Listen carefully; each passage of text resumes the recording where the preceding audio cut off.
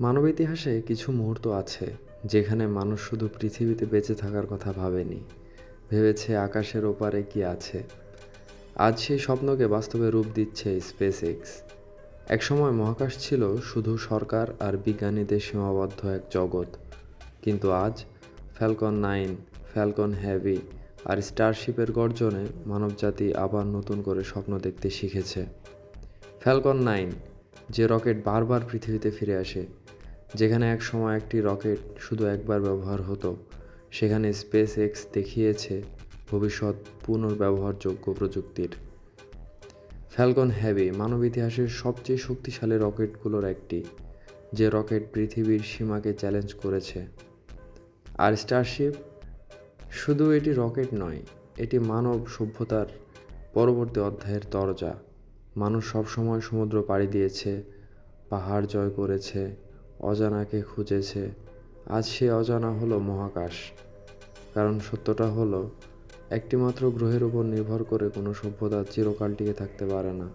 আমাদের শিখতে হবে নতুন পৃথিবী করতে, নতুন নক্ষত্রের দিকে যাত্রা করতে। হয়তো একদিন মঙ্গল গ্রহের মাটিতে দাঁড়িয়ে কোনো শিশু আকাশের দিকে তাকিয়ে বলবে, মানুষ থেমে যায়নি।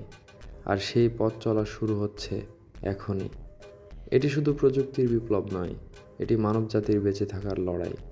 এটি ভবিষ্যতের জন্য এক সাহসী পদক্ষেপ। আমরা জন্মেছি শুধু পৃথিবীতে থাকার জন্য নয়, আমরা জন্মেছি নক্ষত্র ছোঁয়ার জন্য।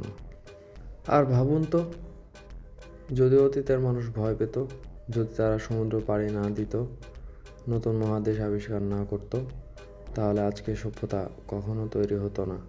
প্রতিটি বড় অগ্রগতি শুরু হয়েছিল অসম্ভব এক স্বপ্ন থেকে।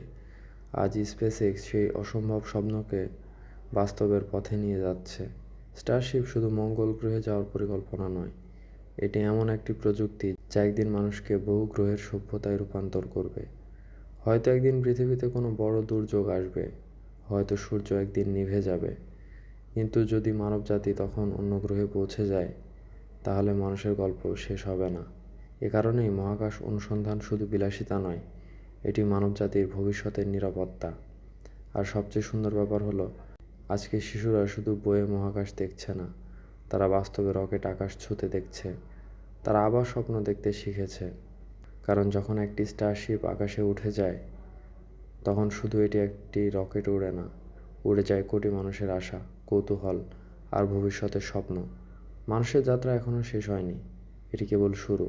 পরবর্তী গন্তব্য নক্ষত্র।